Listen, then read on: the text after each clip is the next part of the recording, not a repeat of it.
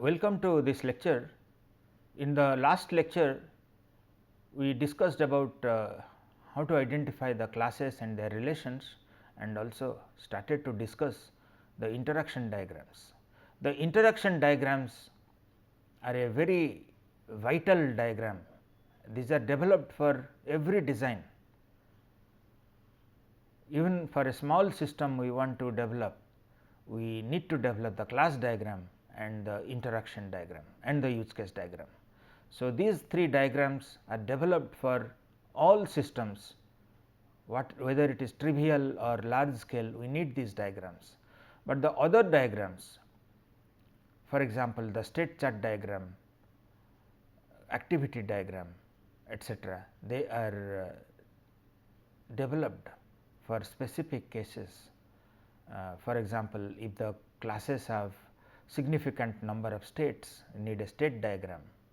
Activity diagram, if a use case is complex or we need to have a overall understanding of a very complex software, we develop activity diagram. But interaction diagram is developed irrespective of the problem. For all types of problems, we need interaction diagram, and we will discuss about the nitty-gritty of the interaction diagram and see what purpose they serve in a design. There are two types of interaction diagrams, two important types. One is called as a sequence diagram and the other is collaboration diagram. Of course, UML 2.0 supports few other types of interaction diagram, for example, interaction overview diagram and so on, which we will not discuss in this lecture. Let us look at the sequence diagram and see how we can develop a sequence diagram and what role it plays in a design process. The sequence diagram, as we discussed in the last lecture, it shows the interaction of among the objects in a two-dimensional chart. This is the interaction that occurs when a use case is executed. The objects are shown at the top, and if an object is created during execution, these are shown at the appropriate place in the diagram. There is a lifeline for every object. So, if the object exists, the lifeline exists, and if the object is destroyed, we put a cross on its lifeline and it does not exist. When an object becomes active, it is shown as a rectangle on its lifeline. So, this is an example of a sequence diagram. Just see here that the objects are shown at the top of the diagram, and then we have the lifeline for each object. As long as the lifeline exists, this dotted line exists, the object exists. If any time the object gets destroyed, for example, another object may invoke a destroy method on that, and then we just draw a cross here and stop the lifeline there, indicating that the object no more exists. So, if this calls a destroy, we will put a cross here and the lifeline does not exist for this, the other lifelines exist. And we have this small rectangle on the lifeline indicating that the object has got the control and it is in execution state. And we write the messages on the arrow here, and as the messages are sent or method call takes place, then the control is transferred and the other object becomes active.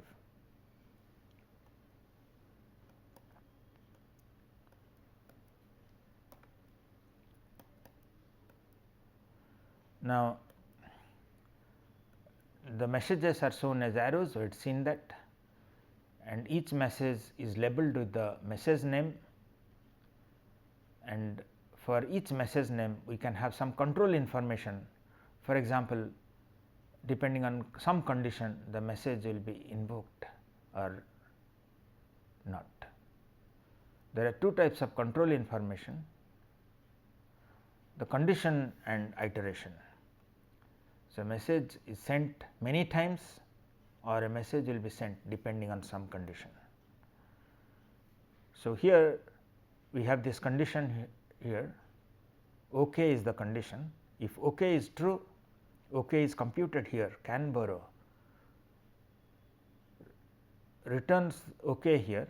So, can borrow is the method that is executed for the library member, and then OK is the return that is obtained, that is how we represent here, and then based on the OK that was computed by the can borrow, we check whether OK indicates true or false, and if it is true only, then borrow member executes.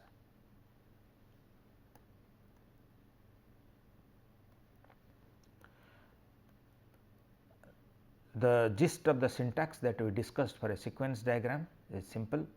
If we show star on a condition, the condition may not be there also, then we say that it is a iteration. Star indicates iteration, condition for all objects etcetera may there, may not be there. And then to represent condition, we use the square bracket and the message is sent only if the condition is true. You can have self-delegation, that is the object calls a method of its own.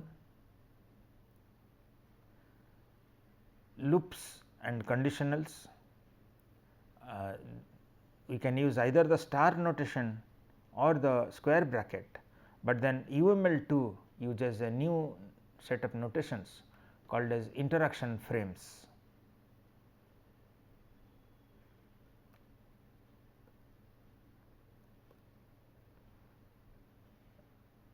We had seen that we can use a conditional message, we can set a Boolean value here. If variable is some value, then the message is sent. You can have the looping here, star message, the star is the requirement for looping and the condition may not be there.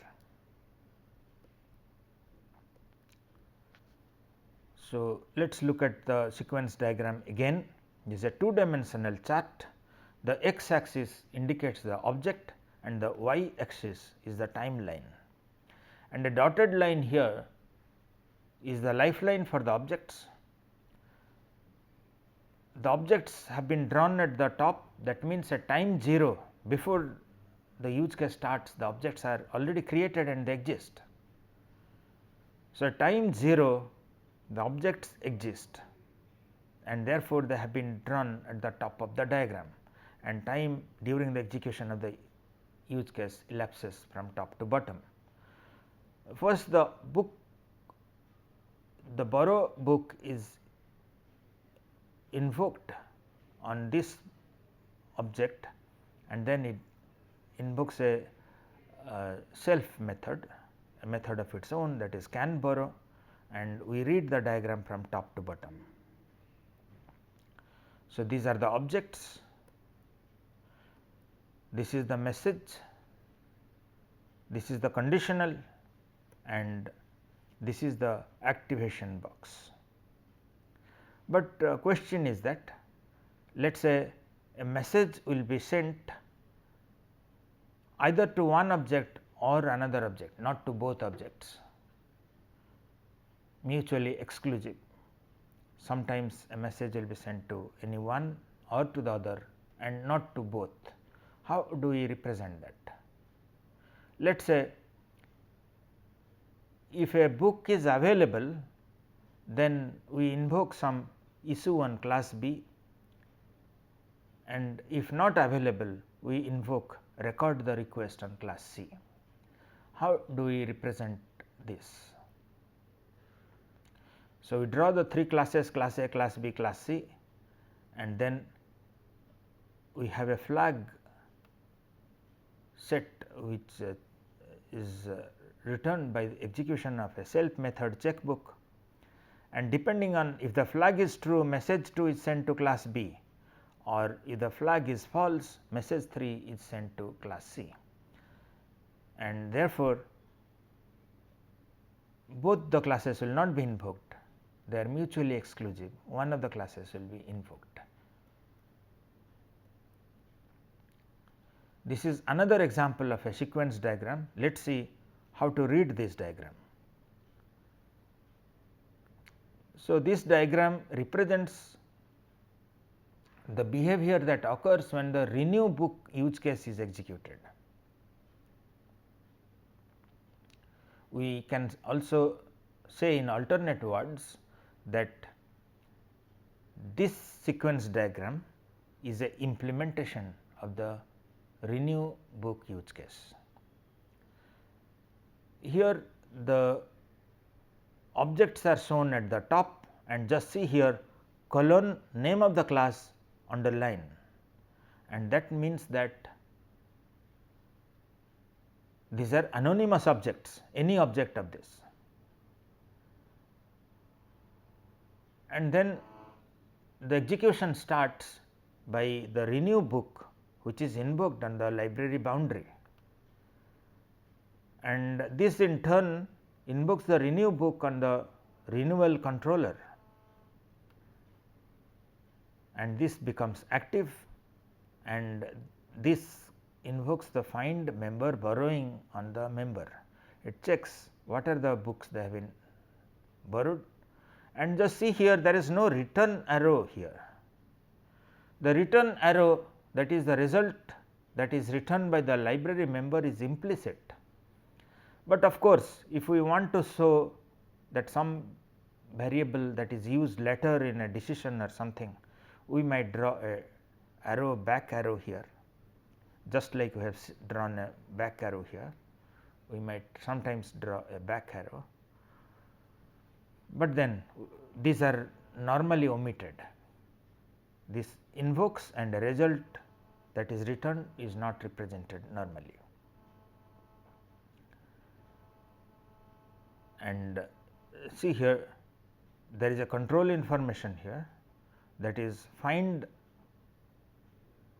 the book among all books.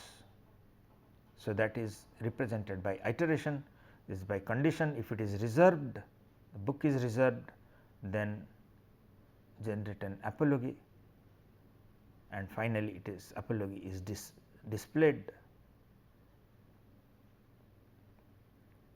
So, it is a, we can see that the different objects that participate in the execution of the use case, and the messages they exchange among each other for execution of the use case, and the time ordering of the messages is represented here.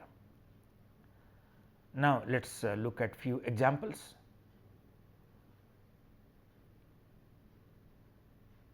The idea is that given a statement like this, that is details of a use case execution, we need to identify the objects that interact with each other and develop the sequence diagram. So, let us see one example. Here a user can use a travel portal to plan a travel.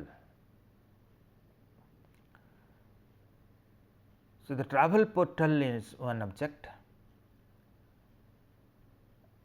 Normally, the travel portal is a website, and therefore, the website appears on our client machine, and we can even consider this as a client object. And the user presses a plan button on the travel portal. So, as the travel portal appears on the client machine, the user presses a plan button, and when he presses a plan button, a travel agent applet gets created, and it appears in his window. And then on this travel agent, the user enters the source and destination. So, the user interacts with the travel agent and on it enters the source and destination, and based on the source and destination the travel agent computes the route and displays the itinerary, and as soon as the user presses the close button, the travel agent widget disappears. So, this is a simple sequence diagram where there are two classes here, a travel portal, and depending on when the user presses the plan button on the travel portal, it will create a travel agent. So, the travel agent object does not exist to start with, and only when the plan button is pressed the travel agent button appears, and then the user enters the source and destination and the travel agent, and the travel agent invokes a self method to compute the route, and then it displays it and it disappears when the user presses the close button. So, this is the user presses the plan button in the client, and then it creates, see the travel agent object does not exist to start with, and only when the plan button is created it gets created and appears. The creation of an object we represent using this kind of notation, a dotted arrow with a stereotype create, and the point at which the create is invoked, the object appears on the timeline. It does not exist at time 0, but only when the create method is called. And then the user sets the itinerary on the travel agent, and it calls a self method calculate route. It displays the route, and that is implicit here, and then the user invokes the close or the destroy, and the object gets destroyed here. So, this is the representation, the object getting destroyed. Normally, we do not represent the return values, but sometimes as I said that we need to use the specific value returned in the diagram itself, and then we need to use this kind of dotted arrow, and we use this arrow. The idea is that we should not complicate the diagram too much, and only if we need the return value in the diagram we represent it, otherwise it is understood, it is implicit, we do not represent the return values. Now, let us see if we develop a sequence diagram, how is it useful in our design. First, let us start with a very simple use case diagram. Let us say there are two objects, registration form and registration manager, and then we have just added a method here between these two, method called add course with some argument. The implication of this on our design is that we have the registration manager must have the add course method, and it must take these two as its parameter. So, it must have the registration manager. If we draw this kind of message, then the registration counter, sorry, the registration manager must have the method add course. Only if it has the method add course, the registration form object can invoke the method, and then the arguments to this method are the student and the course. So, we can think that the role of the sequence diagram is to populate the methods in the classes. To start with, we have just the class name, but as we draw the sequence diagram, the methods are added to the classes, and most case tools they do that very efficiently.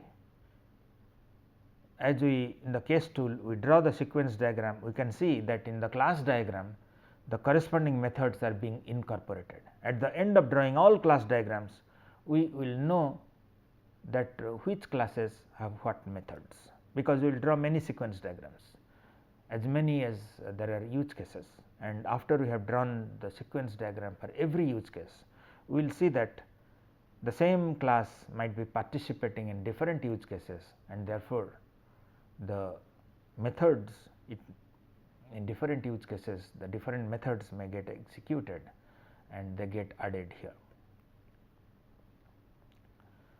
So, this is the borrow book use case.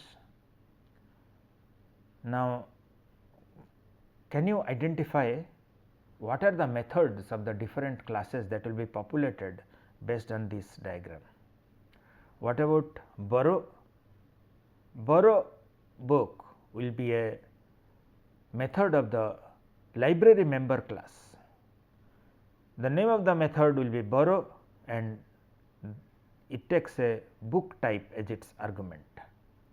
What about can borrow? Can borrow is also a method of the library member class.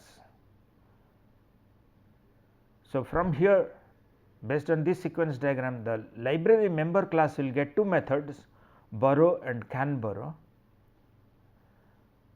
But what about the borrow here? That is, the book class will also have a method called as borrow, and here the argument is a member.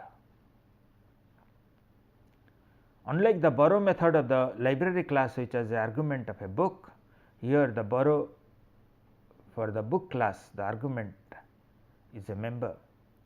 And then what about the set taken? The set taken is a method of the book copy class.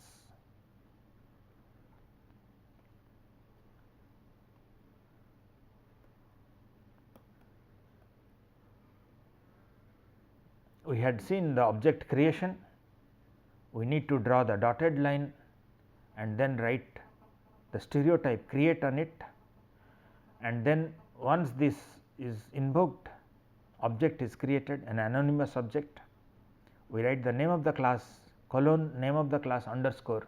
This is an anonymous object, any object of this B class will be denoted by this, and this comes into existence at this point of time, did not exist at the beginning of the use case execution. Object destruction, the object B existed, but then when A invokes the destroy method on the B, the class of B, the object of B class, then its lifeline terminates and the object ceases to exist. This is the notation to show that we draw a cross on its lifeline and it ceases to exist. And it is possible that an object may destroy itself. But then just a question that how does somebody destroy an object in Java? Is there a method call that you can do to destroy an object? In Java, normally the objects do not have a method to destroy, they just fall out of scope and then get destroyed.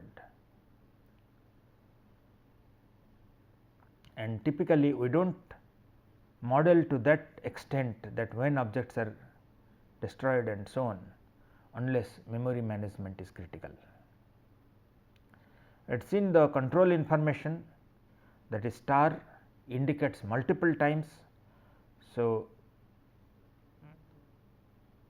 the draw method, when it is invoked on compound shape, it calls the draw method on all its shape. We can also write here star for all components to make it clear.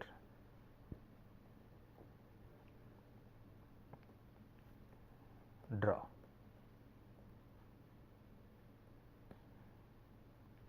So, for all components it draws, that is the indication star, and the compound shape consists of many shapes, and the draw, that is paint itself on the screen for all components.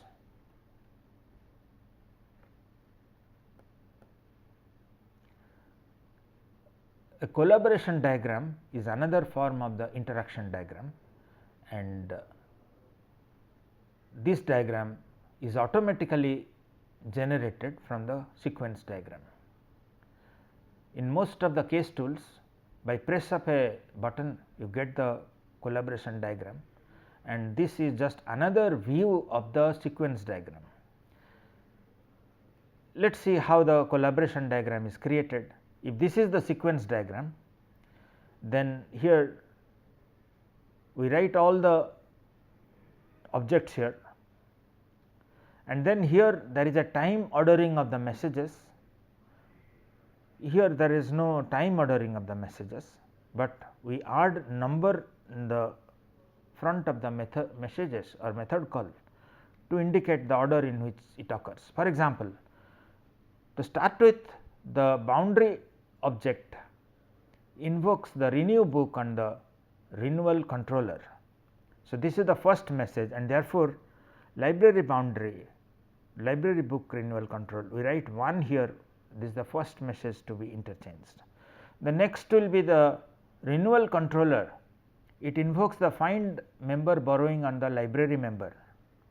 So, this is the library member, and the book renewal controller next invokes the library member borrowing, and therefore, we write 2 here, and normally the direction of the invocation is shown by a small arrow here. We just draw a line, of course, I drawn a arrow here, it should not be, it is just lines, and then we just write a small arrow here to indicate the direction of the invocation, and then we take the next one, display borrowing between these two, number that 3, library book controller, and then library boundary, make it 3, and we draw it, and so on. We take one by one and draw this, and as you can see that it can be automatically drawn based on the sequence diagram. The collaboration diagram can be automatically drawn, but then what purpose does it serve? Can you guess? Because it supports this diagram, it must serve some purpose. Okay, the purpose it serves is that it clearly shows the class associations. If it invokes the method, then they are associated, and we do not even show the arrow here, we just draw a plain line, and remember that is the association symbol. So, as we draw the sequence diagram, we get the class associations. Even though we said that associations are identified just by inspecting the statements, problem statement, but often we cannot identify all associations, and they get captured here when we draw the sequence diagram. We are almost at the end of this lecture. We will stop here and continue from this point in the next lecture. Thank you.